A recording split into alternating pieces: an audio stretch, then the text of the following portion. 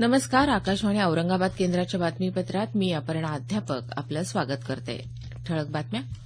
वस्तू आणि सेवा कर जीएसटीशी संबंधित 4 विधेयकं लोकसभेत मंजूर. प्रदूषणाशी संबंधित भारत स्टेज BS3 मानक इंजिन असलेल्या वाहनांच्या नोंदणी आणि विक्रीवर सर्वोच्च न्यायालयाची 1 एप्रिलपासून बंदी. कांदा उत्पादक शेतकऱ्यांच्या अनुदानात वाढ करण्याबाबतचा प्रस्ताव राज्य मंत्रिमंडळासमोर ठेवण्याचं पणन मंत्र्यांचं विधान परिषदेत आश्वासन आणि संकटात सापडलेल्या शेतकऱ्यांना कर्जमुक्ती दिल्याशिवाय शांत बसणार नाही, माजी मुख्यमंत्री पृथ्वीराज चव्हाण. आता सविस्तर बातम्या. वस्तू आणि सेवा कर जीएसटीशी संबंधित 4 विधेयकं लोकसभेत तब्बल 8.5 तासांच्या प्रदीर्घ चर्चेनंतर काल मंजूर करण्यात आली. यामुळे येत्या 1 जुलैपासून एक देश एक कर प्रणाली लागू करण्याचा मार्ग मोकळा झाला आहे. केंद्रीय जीएसटी, एकीकृत जीएसटी, केंद्रशासित प्रदेश जीएसटी आणि राज्य जीएसटी नुकसान भरपाई विधेयक अशी ही 4 विधेयकं आहेत. विरोधी पक्षांनी या विधेयकांमध्ये सुचवलेल्या सर्व दुरुस्त्या फेटाळण्यात आल्या. ही विधेयकं धनविधेयकं असल्यामुळे त्यांना राज्यसभेच्या संमतीची आवश्यकता नाही. या विधेयकांवरच्या चर्चेला उत्तर देताना अर्थमंत्री अरुण जेटली यांनी जीएसटी कायद्याअंतर्गत केंद्र आणि राज्यांच्या कामांचं विभाजन निश्चित झालं असून जीएसटी लागू झाल्यानंतर वस्तूंचे दर कमी होतील अशी ग्वाही दिली. ही विधेयकं मंजूर झाल्याबद्दल पंतप्रधान नरेंद्र मोदी यांनी आनंद व्यक्त केला आहे. दरम्यान राज्यसभेत काँग्रेसचे सदस्य दिग्विजय सिंग आणि भारतीय कम्युनिस्ट पक्षाचे सदस्य सीताराम येचुरी यांनी वित्त विधेयक 2017 मध्ये दुरुस्त्या सुचवत ते लोकसभेकडे परत पाठवलं. देशभरात 1100 पेक्षा अधिक रेल्वे स्थानकांवर शुद्ध पेयजल विक्री यंत्र बसवली असून या माध्यमातून रेल्वे प्रवाशांना नाममात्र दरात शुद्ध पेयजल उपलब्ध करून दिलं जात असल्याचं रेल्वेमंत्री सुरेश प्रभू यांनी सांगितलं.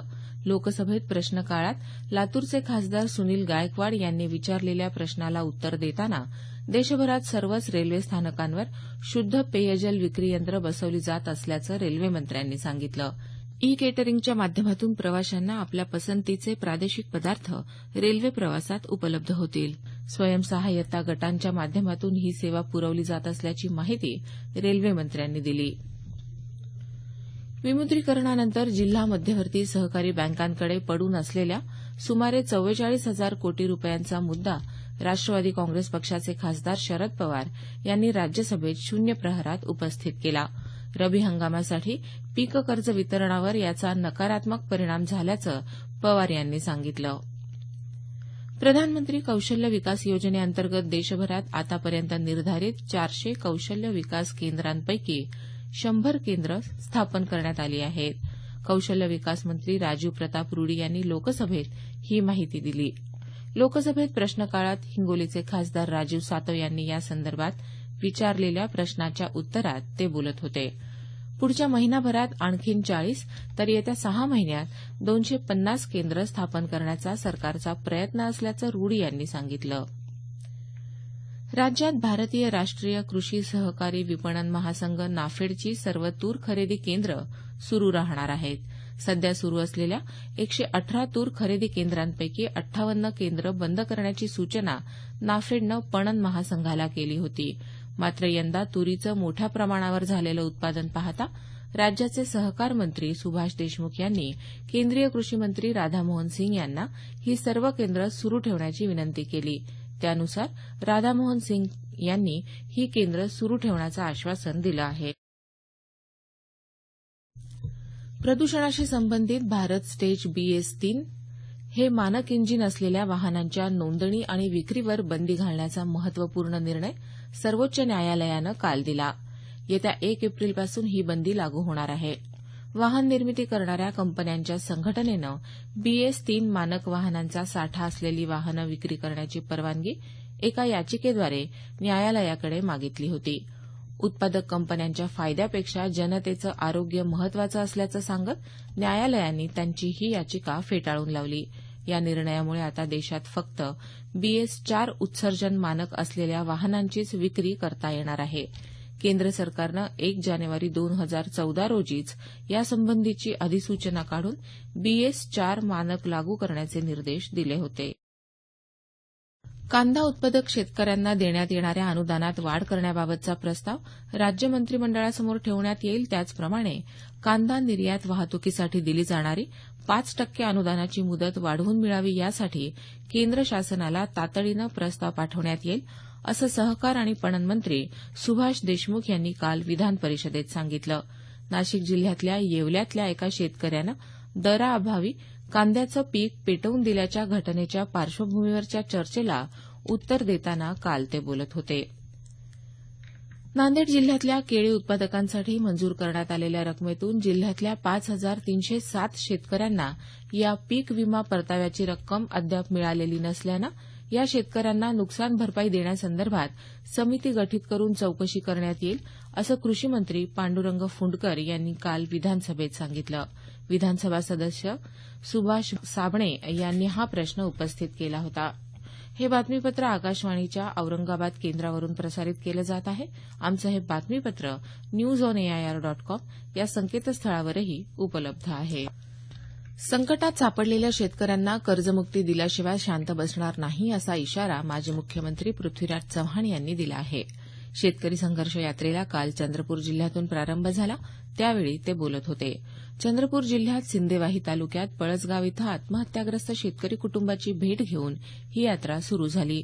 काँग्रेस प्रदेशाध्यक्ष खासदार अशोक चव्हाण, माजी उपमुख्यमंत्री अजित पवार यांच्यासह शेतकरी कामगार पक्ष, रिपब्लिकन पार्टी कवाडे गट, समाजवादी पक्ष, संयुक्त जनता दल आदी पक्षांचे पदाधिकारी तसंच जवळपास 52 विद्यमान आमदार या संघर्ष यात्रेत सहभागी झाले आहेत.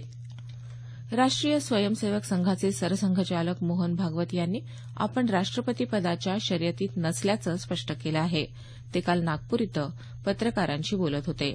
संघात येतानाच आपण इतर सर्व दरवाजे बंद केले आहेत, त्यामुळे असा कोणताही प्रस्ताव येणार नाही. आला तरी आपण तो मान्य करणार नाही, असं भागवत यांनी यावेळी नमूद केलं.